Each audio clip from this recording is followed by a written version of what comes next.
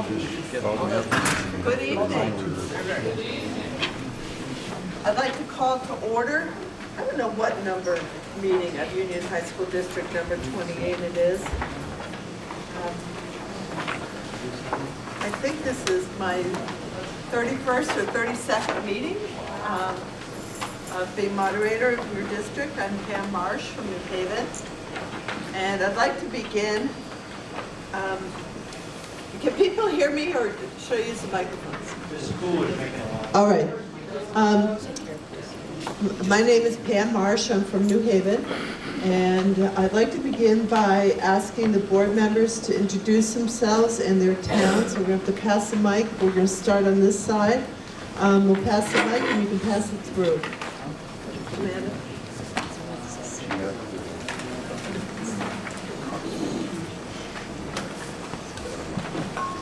I'm Amanda Balduke. I'm from New Haven. Jim McClay, I'm from New Haven. Doug DeWitt, Bristol. Chris Pearsall, Bristol. Allison Sturdivant, Bristol. Carol Eldridge, Bristol. I'm Otto Funky. I'm from Moncton. John Griswold from Moncton. Sandy Lee from Lincoln. Barry Olson from Lincoln. Jody Bashan, Starksboro. Benita Bedard, Starksboro.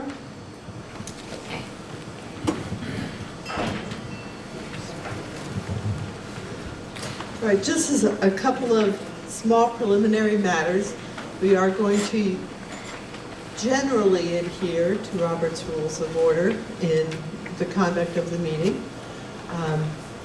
We can be a little bit loosey-goosey since it's not a huge crowd here today, but I would ask that when you stand, or when you wish to be recognized, you put up your hand, I'll recognize you. Please stand up and state your name. And because of the coolers and the fact there is only one mic, you're going to have to speak really loudly. I guess there's a mic over there if you want to move over to that location. Oh, that's the camera? Another camera? Okay, so that won't work. So you're just going to have to speak really loudly so that everybody in the room and the board can hear you. Somebody unplugged one of those, so that was brilliant. They just have to remember to plug it in after the meeting. Oh, yeah, and if you would, there is a sign-in sheet with Karen Wheeler, who is the secretary and taking the minutes here tonight, and if you could please sign in, I'd greatly appreciate it. There are a few members. Well, let me call the meeting to order, read the warning, and then before we start, there are a few people, including our superintendent and our principal and the chief financial officer, who are not members of our 5-town school district, so we'll need a motion so that they can speak at this meeting, and you folks can get answers from them to some of your questions. So I'm going to call to order the meeting of Union High School District number 28. Are hereby warned and notified to meet at Mount Abraham Union High School in Bristol, Vermont on Tuesday, February 23rd, 2016 at 7 p.m. to discuss and transact the following business. Article 5 requires a vote by Australian ballot to take place on Tuesday, March 1st, 2016 at the annual polling places of the respective towns at hours conforming to those of each town. And I will note that the polling place in the town of Moncton has been changed to the location of the Moncton Volunteer Fire Department. So anybody who is here or maybe listening to this prior to voting should just note the change in your polling location. So first, is there a motion to allow the superintendent, the principal, and chief financial officer to speak? And would you give those names? I'd like to make a motion to allow Armando Valaseca, Carol Fenimore, and Howard Mansfield to speak to answer questions presented. And is there a second to that? I'll second. Okay. All those in favor, please say aye. Aye. All those opposed, say nay. Okay, that motion is unanimously carried. We're going to begin with Article 1, which is to receive and act upon the reports of Union High School District officers. Other than what is presented in the book, are there any reports that anyone wishes to give orally?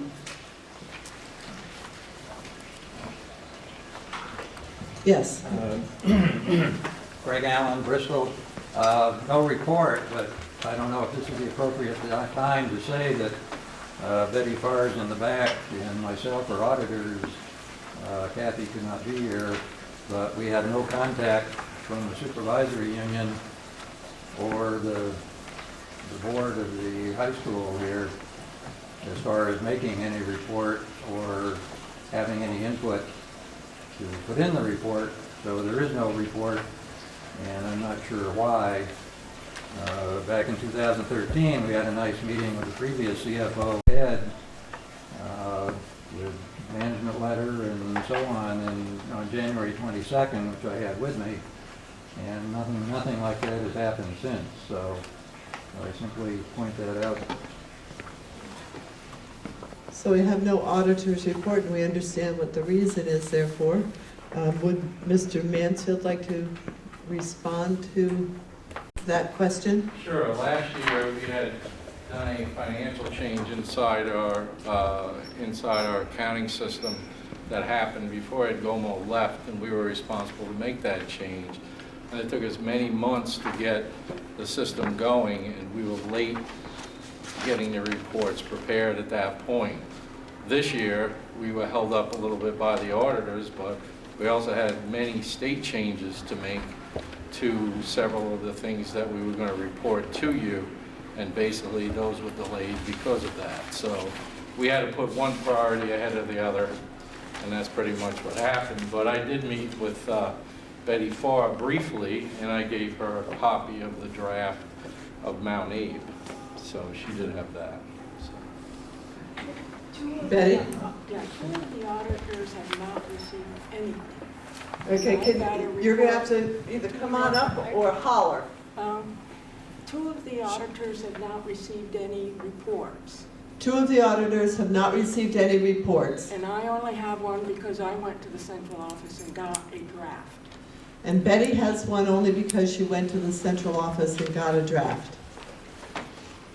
Does anybody else have anything to say on this or any other report issue? Yes, sir. Dick Brown from Bristol, but we do have a professional audit done now and ready, available for review. That's what I'm talking about. The reason I ask is because Yes. several years ago when I was on the board, I tried to get this elected auditors removed. I see no need to have non-professionals doing an audit when we have a professional audit every year. Thank you. Yes, Mr. Phillips, Superintendent. Yes. We do have a professional auditors doing it, and it has been held up. We were expecting it to have it by the 22nd. So right now, they have all the information that they need. We've provided them.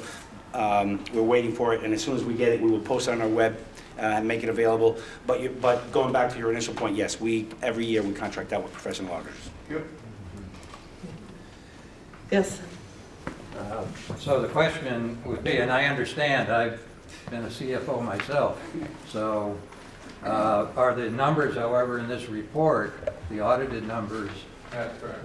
or That's correct. There were some items that were missing from the report. One of the changes that was done in accounting standards was based on pension disclosure.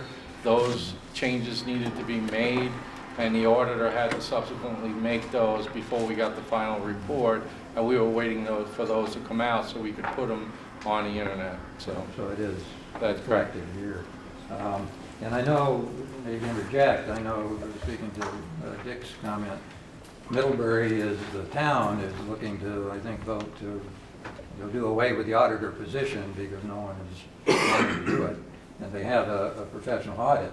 So I understand that it's great, obviously, you have a professional audit. However, as part of that is normally the management letter with issues for internal control and so on. I'm not sure if the board is privy to that. It would be nice for the public to know whether all of you read the management letter. If not, and I know without having contact from the supervisory union, perhaps auditors, such as Betty and I and Kathy, are superfluous. However, it's possible that if we have access to the management letter, there may be something to, in fact, bring up to the public.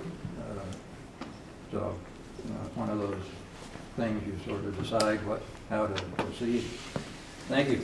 I can respond to that if you want. Yes, Mr. Mansfield. There are no comments in the management letter at all. We've already received that. And there were any disclosures at all related to any deficiencies or anything in the system of internal control. And that was reported at the EC board meeting last month and at the Mount A board meeting. Good. Thank you. And maybe the board could just answer, do you in fact receive the management letter and look at it? So typically, the board chair receives it first, and then at the next meeting where the full board meets, it's shared then. Great. Any other questions on the reports of the Union High School District officers?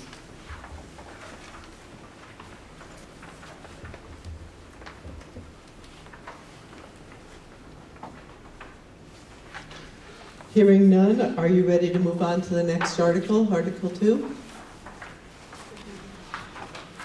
All right.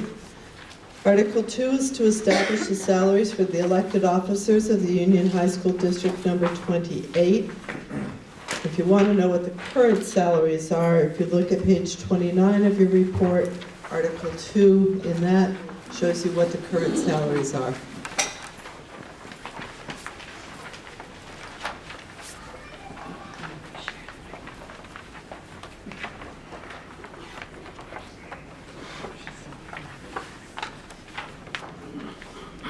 Is there any kind of motion with respect to Article 2? Yes, sir. Brad Bull from New Haven. I move to keep the current salaries. Is there a second? Oh, Susan Jeffries from Moncton. Starksboro. Starksboro. Sorry about that, Susan. All right, it's been moved and seconded. Is there any discussion of Article 2?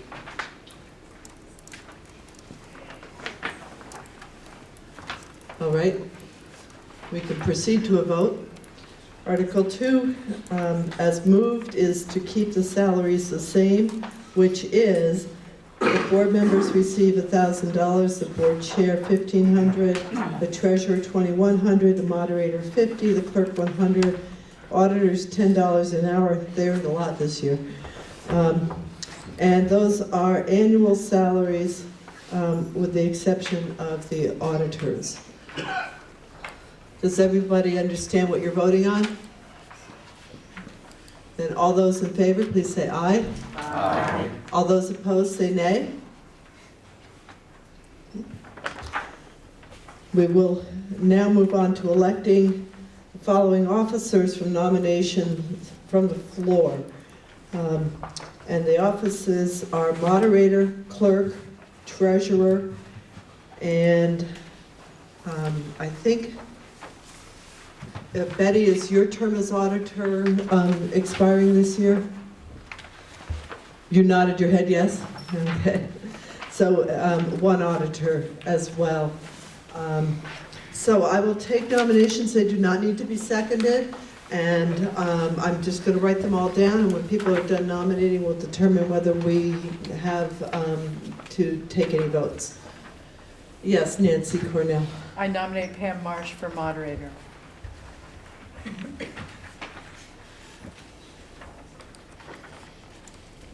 For any other positions or for moderator, any further nominations? Yes, Carol. I'd like to nominate Betty Farr as an auditor for 3 years. No. Betty declines respectfully. Are there any other nominations for auditor or for any of these positions? Yes, Benita. Nominate the clerk and the treasurer, the same as last year. So Karen Wheeler for clerk and treasurer.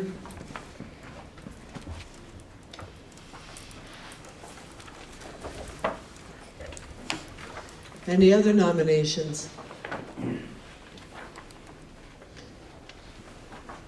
Is anybody aware of anybody in the district who's expressed an interest in the position of auditor?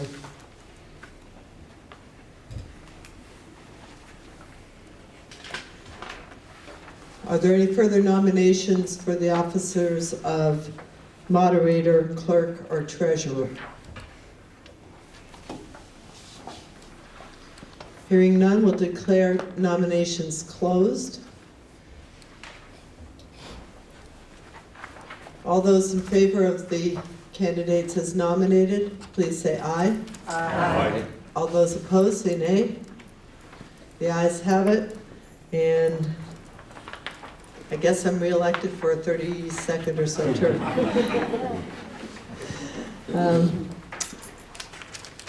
And Karen is also re-elected as clerk and treasurer. Article 4 is to elect a community representative to serve on the Patricia A. Hannaford Regional Technical School District Board of Directors for a term of 3 years. Are there any nominations for this office? Yeah, I'll nominate Richard Frosolone. Richard, and how do you spell his last name? F-R-O-S-O-L-O-N-E.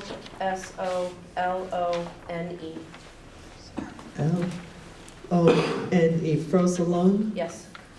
Okay. Are there any further nominations for that position on the Hannaford board?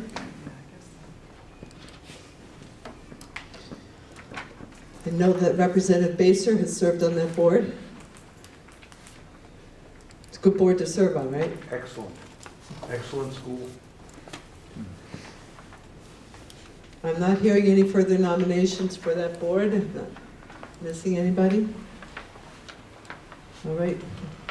All those in favor of electing Richard Frosolone to the board, please say aye. Aye. And all opposed say nay. The ayes have it, and Mr. Frosolone is duly elected. Article 5, which is for discussion only with the vote to be taken by Australian ballot on Tuesday, March 1st, 2016 at the annual polling place and times of each respective town. Shall the voters of the Mount Abraham Union Middle and High School District approve the school board to expend $13,389,914, which is the amount the school board has determined to be necessary for the ensuing fiscal year. It is estimated that this proposed budget, if approved, will result in educational spending of $15,610 per equalized pupil. The projected spending per equalized pupil is 1% higher than the spending for the current year. So is there discussion or questions with respect to Article 5? Yes, Mr. Mayor. I have a question about the, how many pupils are enrolled. Has that gone down again this year? And by how much? The superintendent is nodding yes. Would you like to say more? Yes, our enrollment has declined by 40. From 795 to, I'm sorry, we're at 660 now. So we have dropped, again, 51. and the pattern is not much different than in many other places around the state, unfortunately. Are there further questions? Yes. My name is Patty Yetterly. I'm in Bristol. I read something in the Addison Independent, and I see it here again. I just have questions about it. What page are you referring to? Okay, That'd I'm be helpful. sorry. It's page 4, second paragraph, last sentence about a voluntary partial retirement. And was it a tech education position. And I am basically concerned about tech education like here at the high school, not at the Not at the elementary, Hannaford Center. and want those students' needs met. And I'm assuming they're being met. I'm assuming that a person is going to be hired for the number of students that need to be taught. But I don't know, because that's a specific question. Okay, so as I understand the question is, A, was that retirement a tech person? And if so, B, are the technical education needs of our students being met in the high school for those who are not attending the Hannaford Career Center? And should we ask Carol that, or? I think it's in her letter, so. Carol, you go ahead. Principal Fennel. So yes, it is the decrease of 0.67 for voluntary retirement. We are still meeting the needs of our students as best we can. If anything, we're trying to promote design and technology education. You'll see that many of the projects there are from the Design and Technology Education Department, and there's no desire to decrease it any further. If anything, we'd like to find additional funds to bring it right back to where it is this year. So this retirement is for next year, or it happened this year? That's retirement is happening for next year. For next year. So that person is being replaced, that 0.67? That's what's not being, the 0.67 is not being replaced. He's still here for 0.34, 0.33, and the 0.67 will not be replaced. It was the one way that we could reduce the budget with the least effect on our current programming. However, those students still exist. Well, we do have a lower student count. It's going to get a little bit of complicated mathematics, but I'll try and go through it. But this year, right now, we have we have a 0.5 less than we had last year, and so this we're going to. That was because we only brought someone back at 0.5 rather than a full. Next year, we're hiring someone for full-time, but we're just not hiring a 0.67 to replace the person who is partially retiring. So the difference is 0.5, is 0.67 minus 0.5, so actually we're only decreasing the current level by 0.17.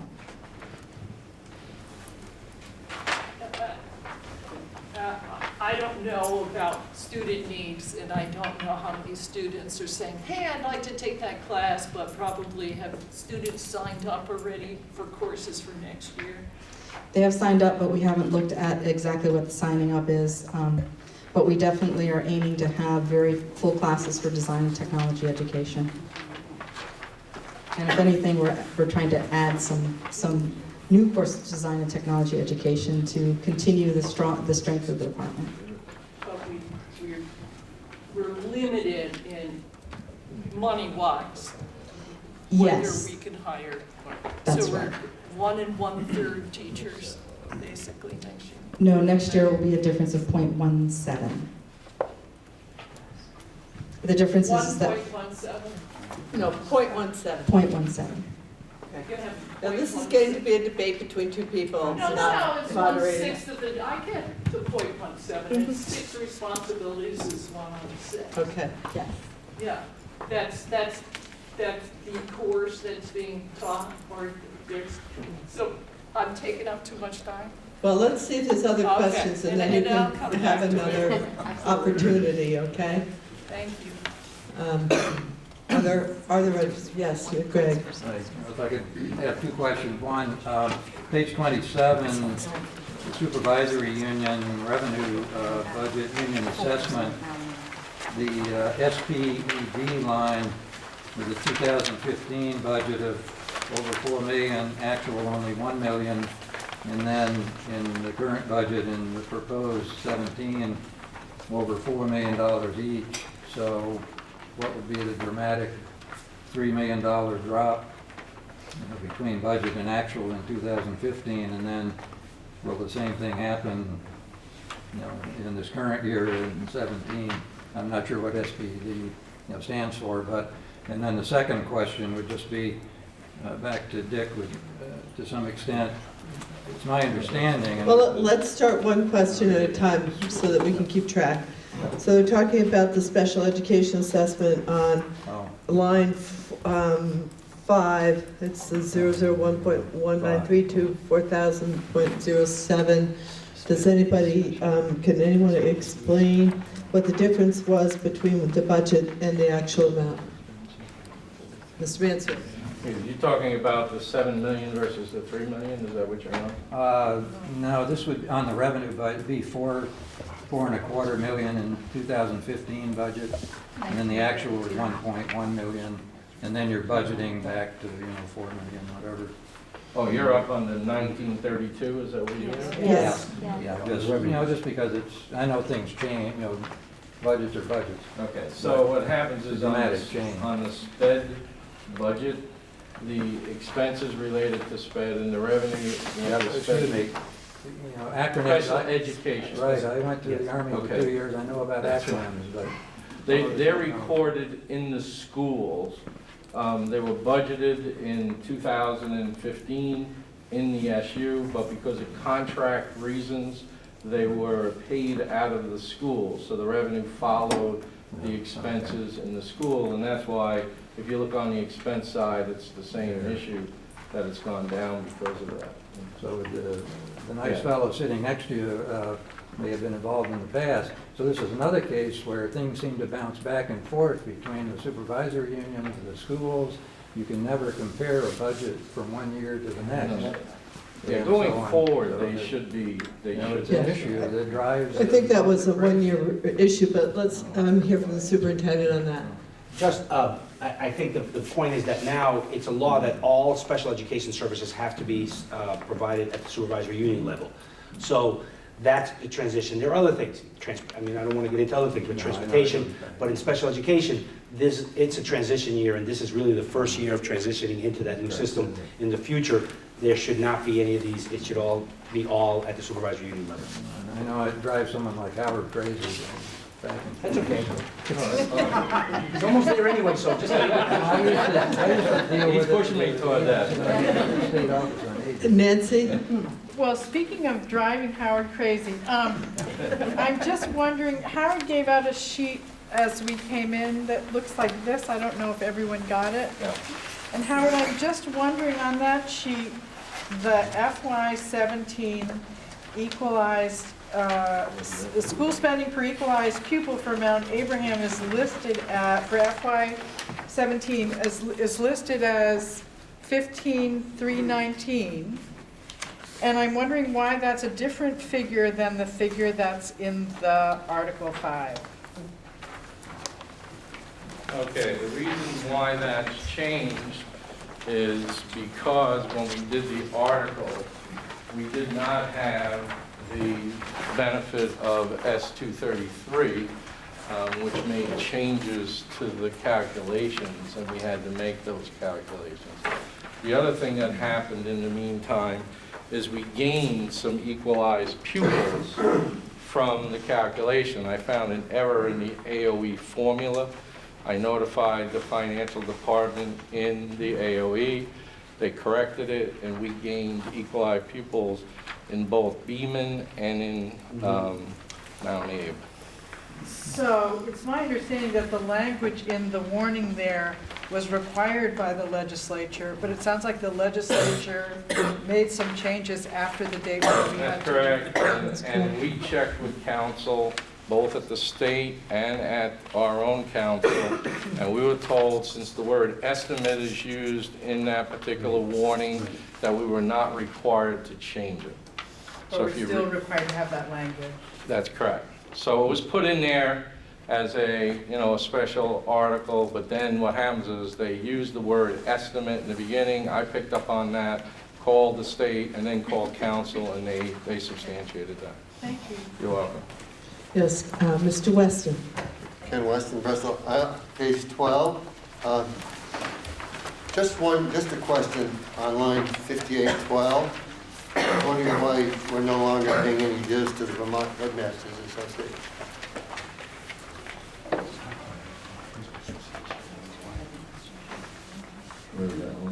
It's line 5812 on page 12. It's under dues and fees and memberships. Go ahead, Superintendent.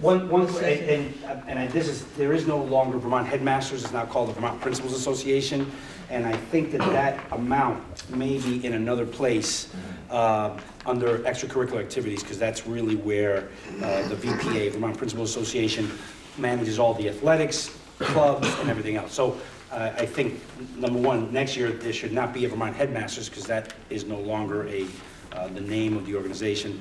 And that amount is in a different location. So we're still a member of the... Yes, we have to, if not, we wouldn't be playing that game out here right now. Yes.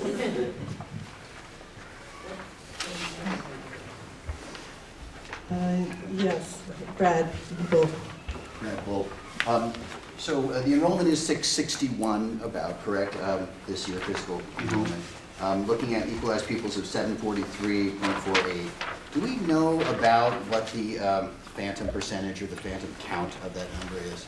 Well, if we look at 660 and the equalized pupil number is 743, that's pretty much what the difference is the 743 represents the phantom student, the total with the phantom students, and 660 is the enrollment number. So my assumption is that's the difference between the two. So 83. Well, so if there were no phantoms in this, we'd be down by 83 from 743 that's minus. the way I see it, yeah. Yes, I don't know if folks know what the phantom, if folks understand what the phantom student is. No, please explain that. That's right. Want to explain it to them? Just so. No, schools are not allowed to lose more than a certain percentage every year in their enrollments as a way of protecting schools. 3.5%. Was that changed this year, Dave? That was not changed. So that when you have, because we have such a declining enrollment around the state, that protects the school districts from having to have some real changes in their staffing, in their budgets, in programs for students. So it's a way to protect schools from, like what happened here, as Brad just said, that we would be, we would have considerably fewer numbers that would be counted towards our pupil count. So there's a number, and then they add 3.5% of that number? No. Yeah, what it is that each year, if you have a significant drop in your enrollment, you can only drop to 96.5% of what the enrollment was in the prior year. So there's what they call the hold harmless provision in the law, and it prevents you from dropping a significant amount, because if you drop a significant amount, then your spending per equalized pupil is going to go up drastically. So the law has that provision in it. So it prevents the rule from dropping down. Over the years, since we've lost a lot of students at Mount Abe, at one point I spoke to somebody who was here years ago, and they told me at one point there was over 1,000 students here, and now we have 660. So what's happened is the amount, by dropping that much over a lot of years, we were caught by the 3.5% amount that we can only drop 3.5%. So if you take 1,000 students, you can only drop 35 under the law, right?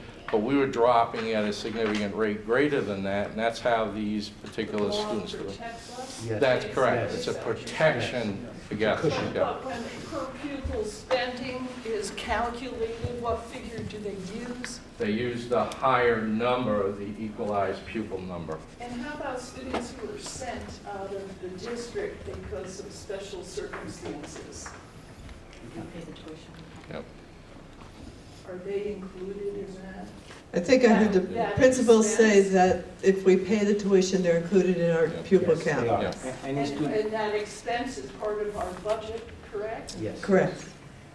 So Although sometimes that's partially reimbursed by special education funds. per pupil spending is very complicated. And it's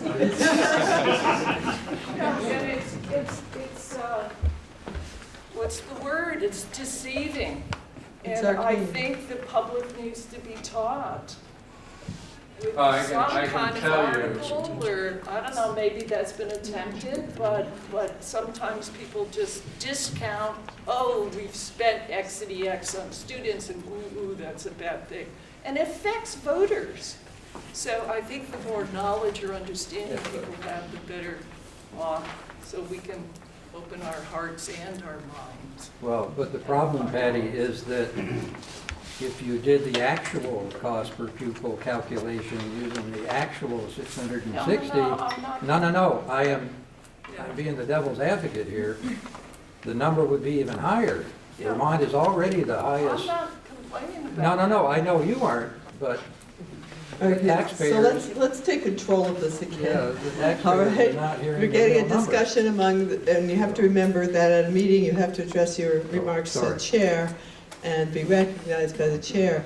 I just wonder, in response to the question that was raised, whether either Representative Sharp or Representative Baser might have anything to say on this issue. So I'll help Dave with Sharp. Phantom students.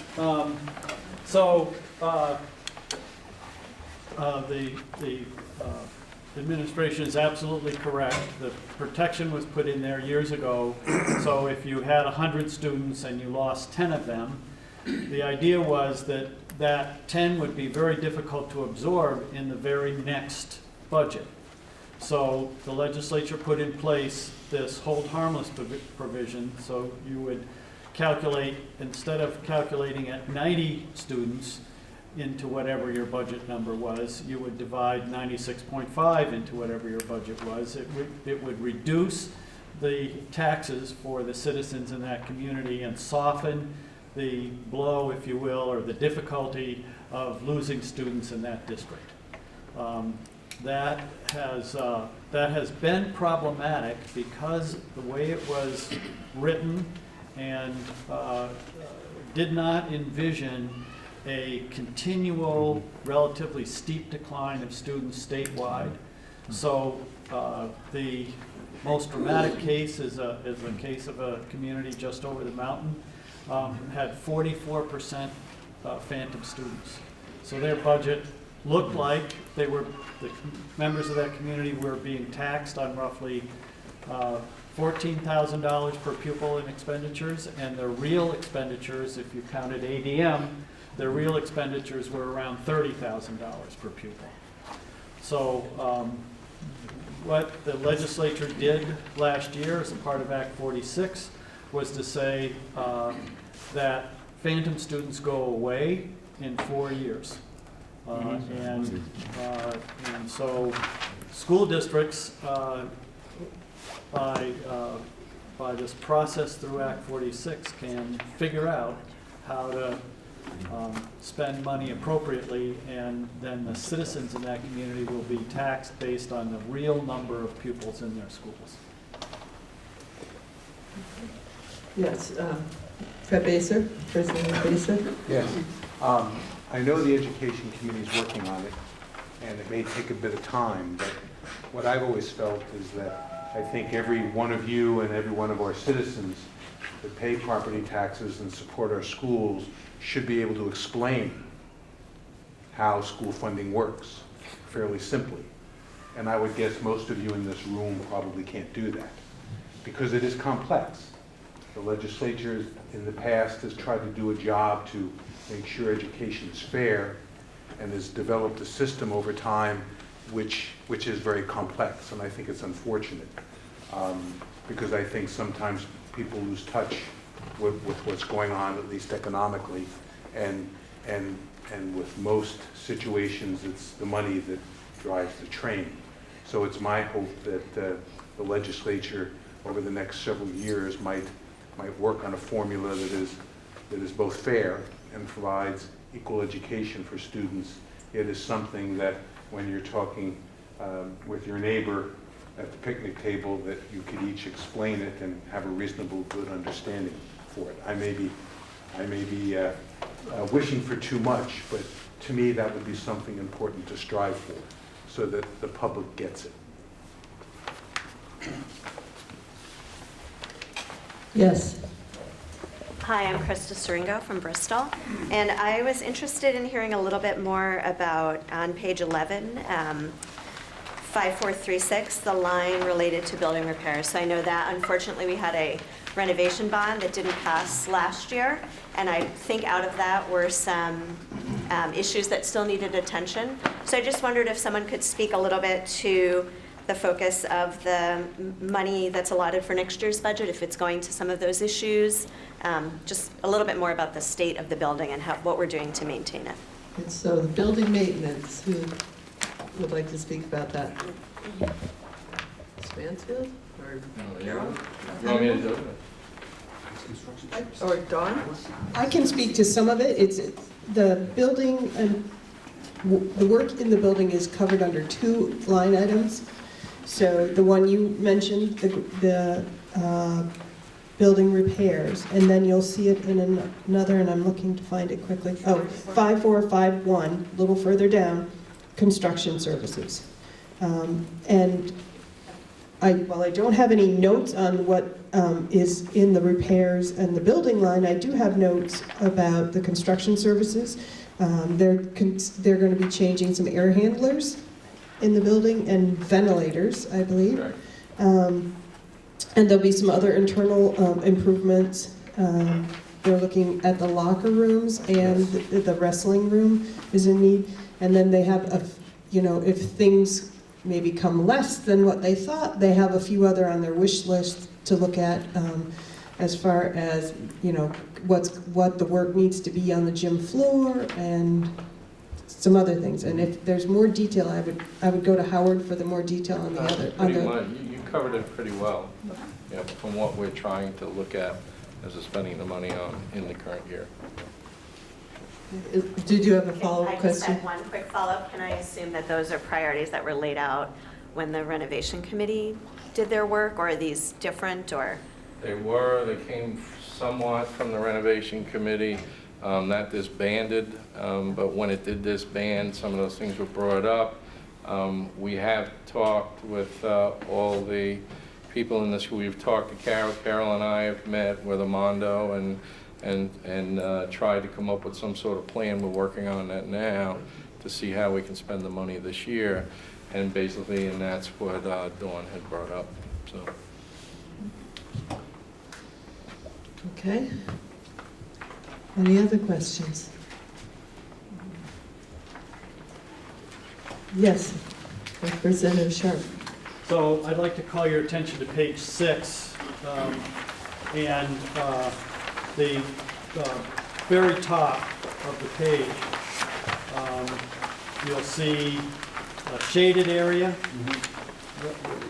sort of on the right side of the page, that says property dollar equivalent yield, and it's $9,870, and then below that is $11,065.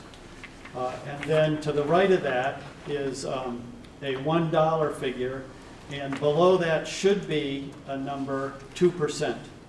And what these refer to is the penny rate, I call it the penny rate, that homestead property taxpayers pay. Those homesteads that have more than $100,000 of income will be paying according to the penny rate, and households with less than $90,000 will be paying according to the income rate. The base rates of $1 and 2%.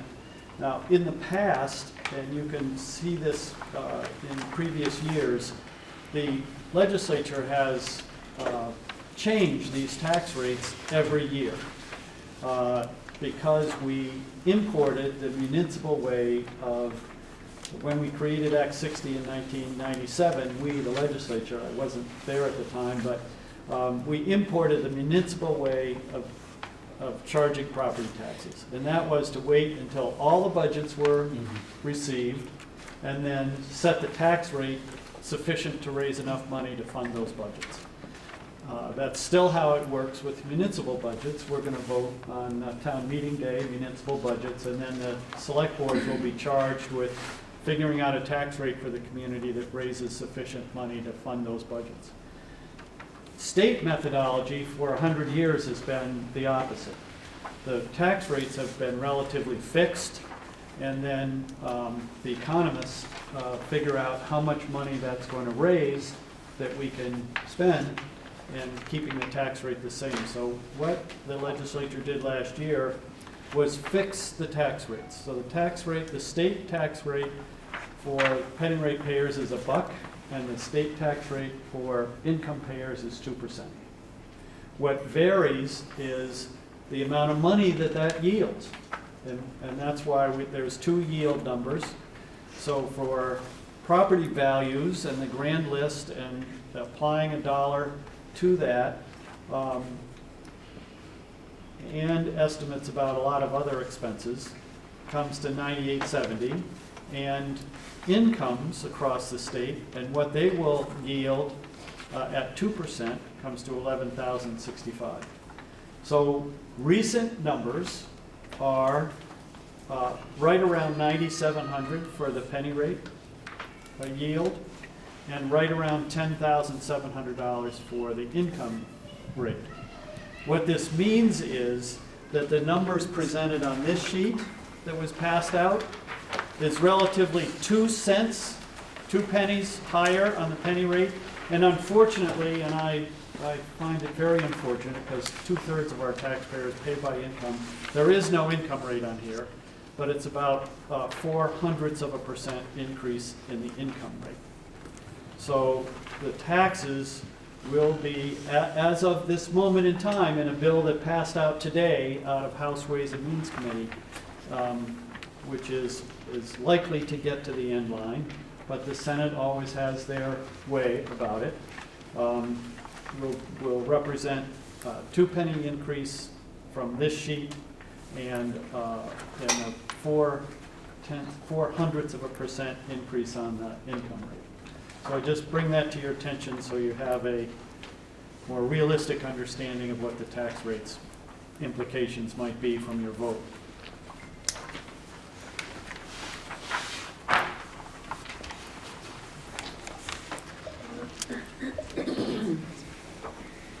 Okay, Nancy.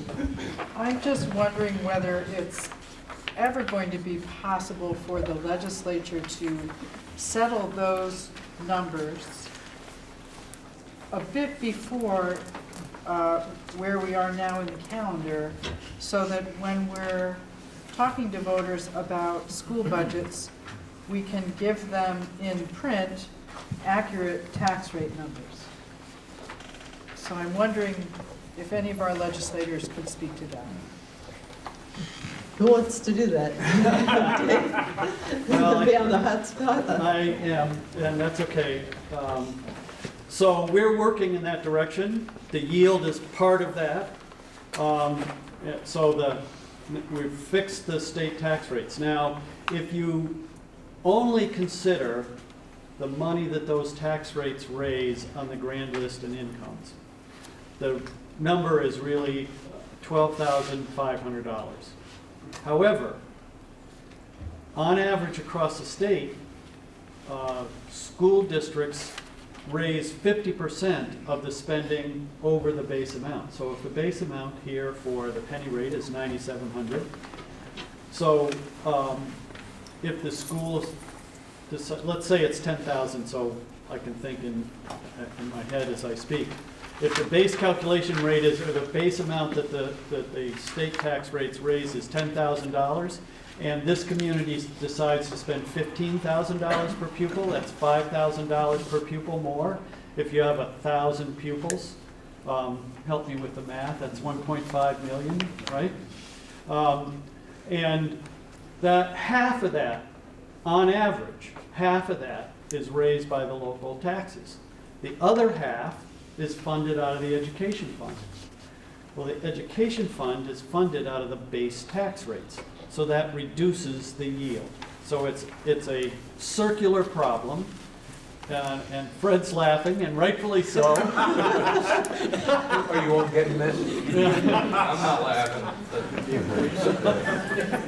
So we have a proposal before us that we're taking seriously that moves the average collections of taxes by local communities to 100%. and the base calculation amount to the real number, if you will, of $12,500. So in that case, if we get there, we can be much more concrete in the December letter of the tax commissioner saying, this is real. And then the calculations the board must make, the calculations that are published in the reports are much more reliable and understandable by the public. How we get there from where we started in Act 60 is not an easy process, and believe me, I've been working on it for a few years, and we've taken some baby steps. And I think the criticism about being complicated is valid. On the other hand, there's a saying in the State House, for every problem, there's a simple and wrong solution.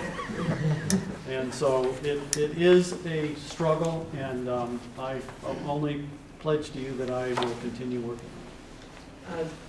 Brett Basin. Yeah. In today's credit, I know they're working on it, and I'm just hoping that we can make progress in a real sense. Nancy?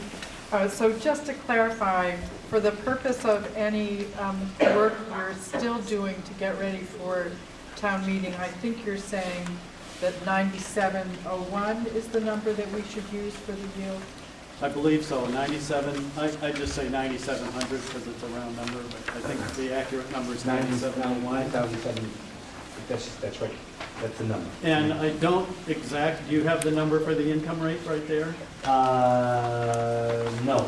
It wasn't right I now. think it's around 10,700, but you can't quote me on that because I don't know for sure. So I might be able to find out. Are there further questions under Article 5, I believe we're at?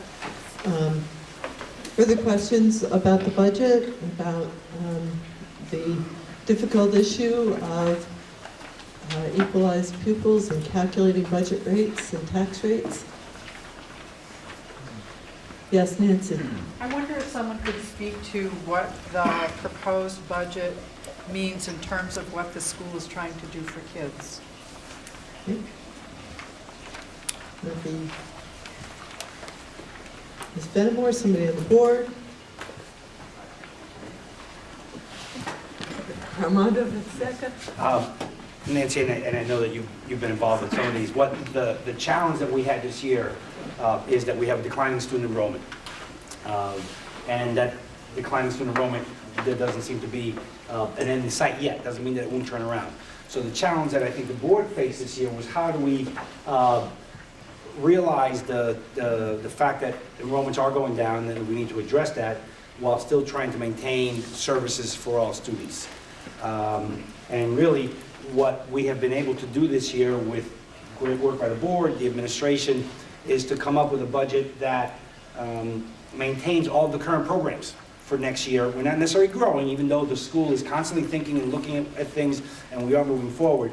But what we wanted to do was to make sure that we were not, how do we maintain all the programs available to students right now and try to reduce the budget? And I think that the board, I think reduced about $500,000 from last year's budget, which is almost a 4% increase.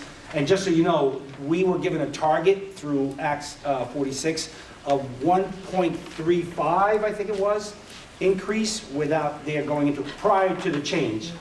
Now that's no longer there. So the board from the very beginning was very much aware and looking at staying below that cap while still maintaining programs for students.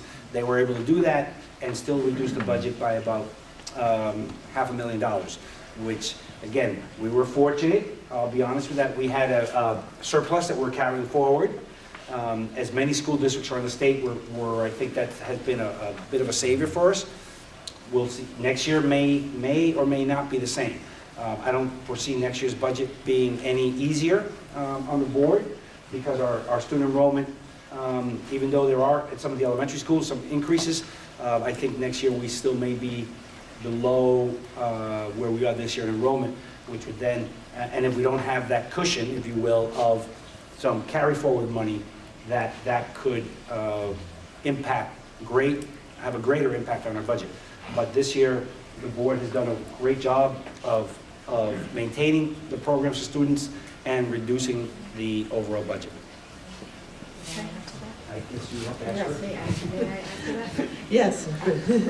Principal Fennell. Thank you. So part of it, Ms. Cornell, is that that we wanted to be sure that we could offer just as much as in prior years, and if anything, take the faculty that we have and be able to improve our service to the students.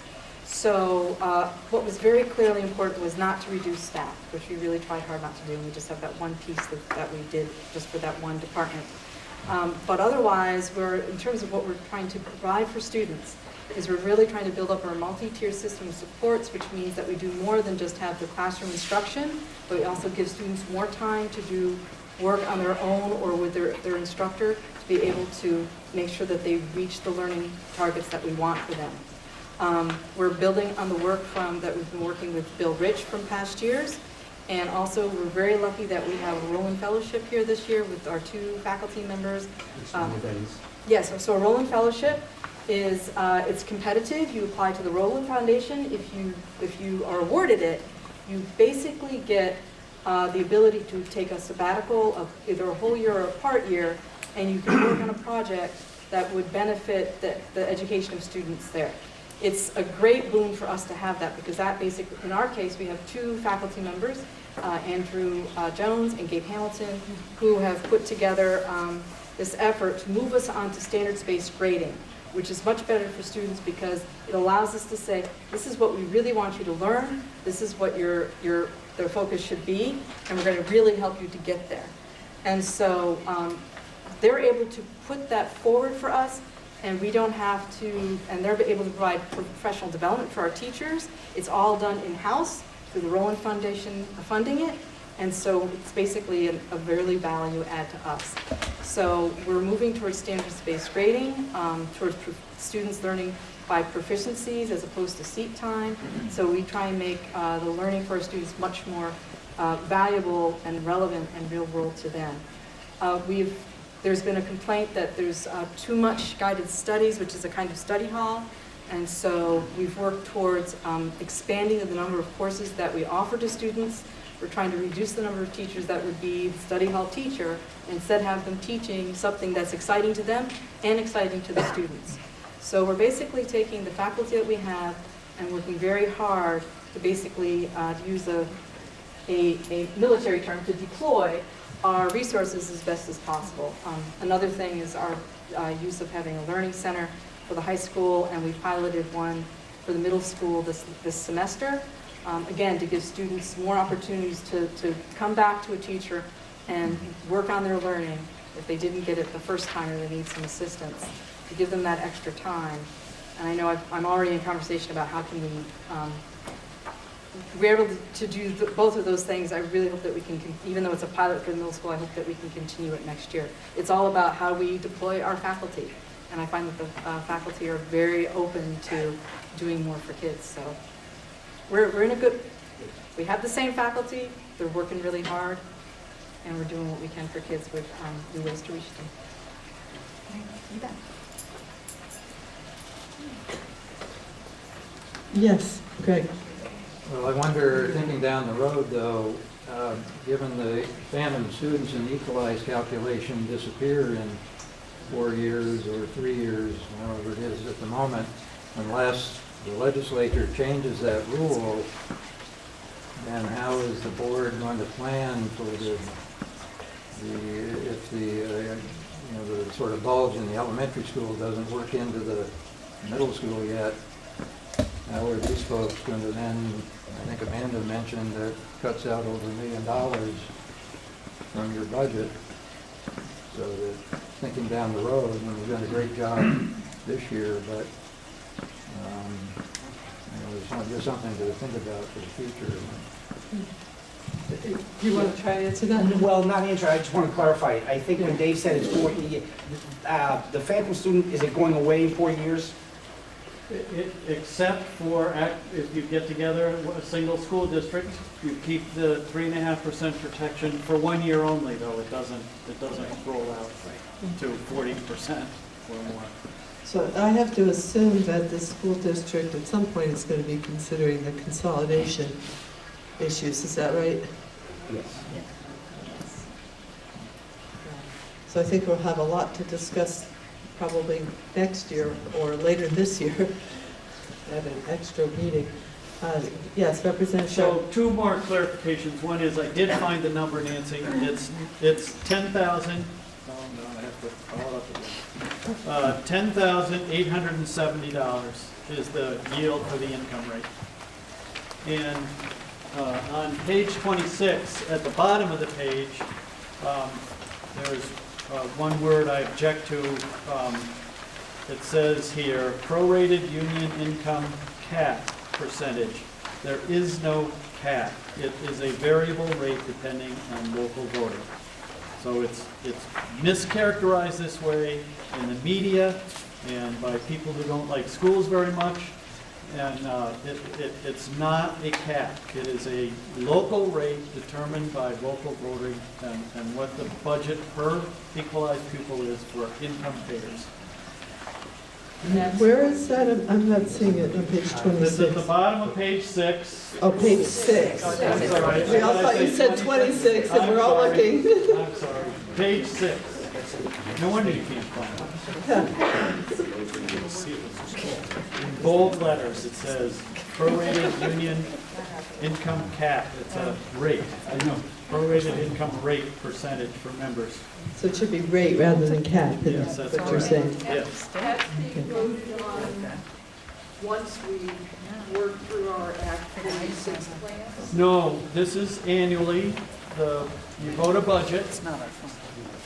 So in broad strokes, the way it works is you vote a budget, right? That's what we vote on town meeting day. And that budget is reduced by a surplus. In this case, I think it's $2 million comes off that total budget because it's a fund balance or surplus that the district is able to roll over.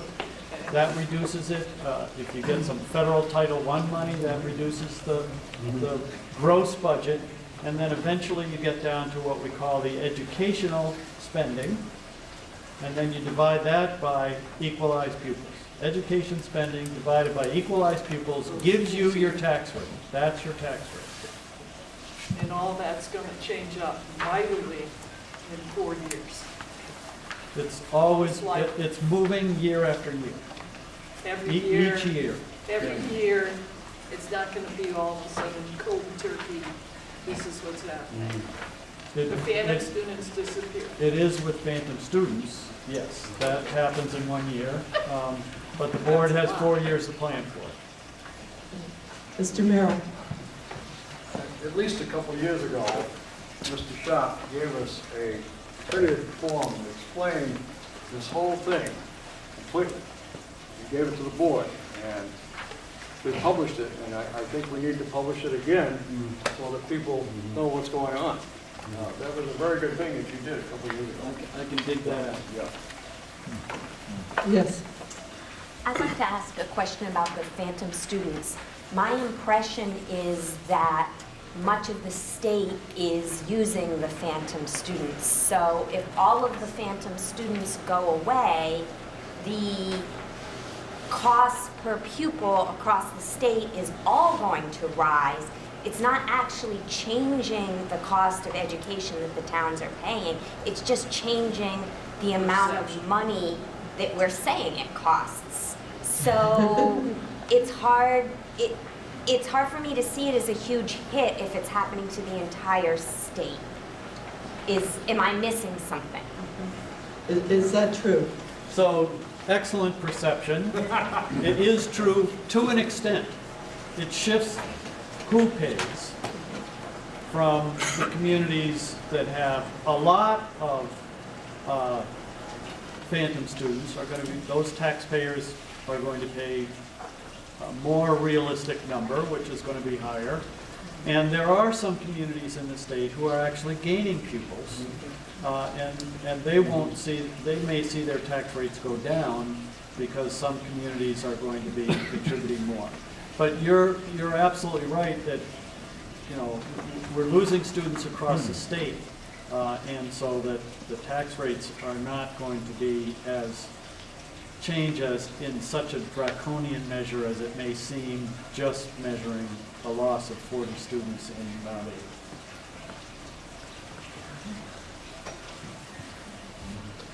All right, is there further discussion under Article 5? Or questions?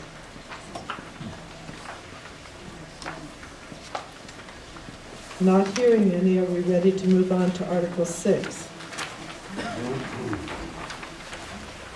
Article 6 is to see if the voters of the Union High School District will authorize the Union High School District Board of Directors to borrow money by issuance of bonds or notes not in excess of anticipated revenues for the school year as provided in 16 VSA Section 562, subsection 9. So a second, Mr. Merrill seconds. All those in favor? Is there any discussion? I don't want to cut off discussion on such an important article.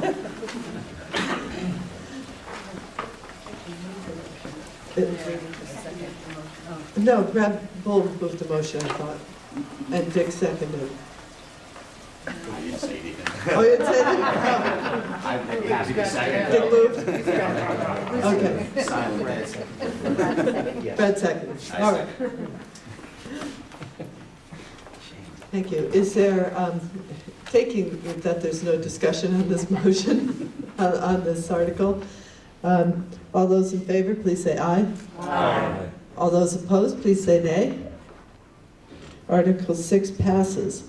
Article 7 is to transact any other business proper to come before said meeting.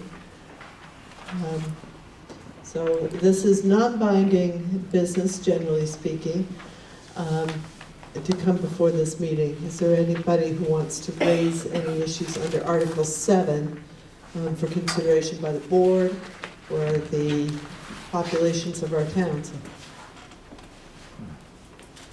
Yes, Dawn. I just wanted to let people know that the tables set up around the room are student work in the building, so before you leave, please take a minute and stop and look at some of the student work in the room tonight. And of course, there's the basketball game down the hall. And who's playing who? And is it a playoff?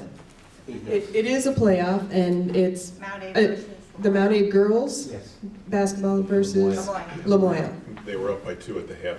And it's free after halftime, so. All right. Any other business anyone wants to bring before the board under Article 7?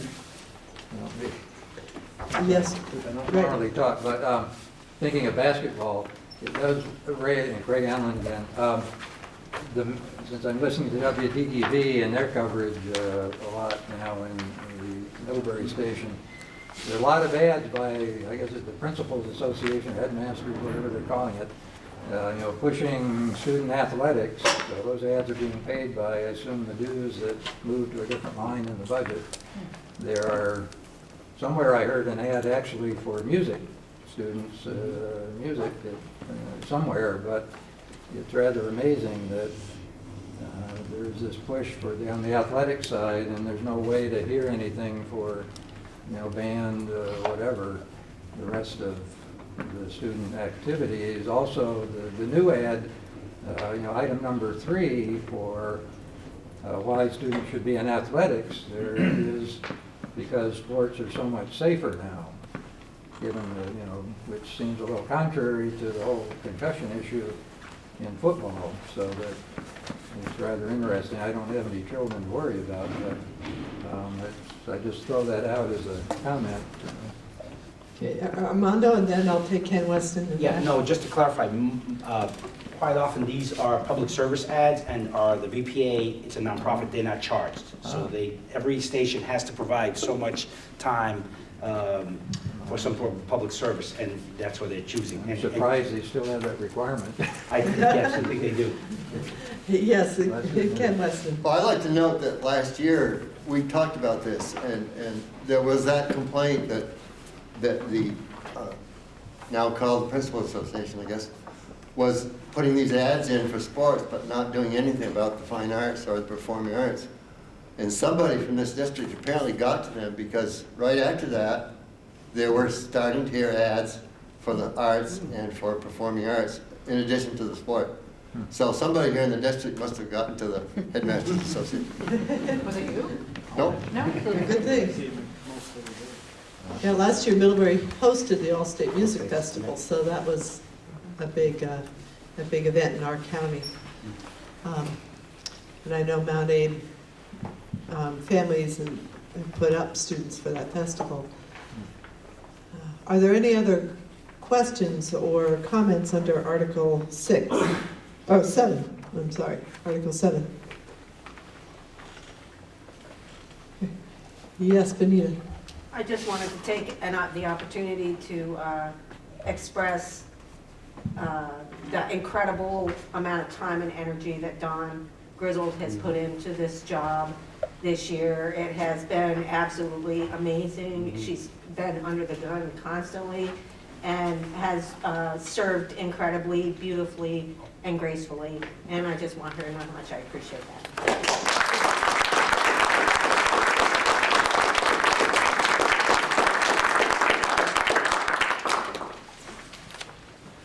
Okay. Any other comments? Issues? If not, is there, someone want to make a motion under Article 8? So Benita Bedard moved and Dick Merrill seconded that motion to adjourn. All those in favor say aye. Aye. All opposed say nay. Go turn that thing on.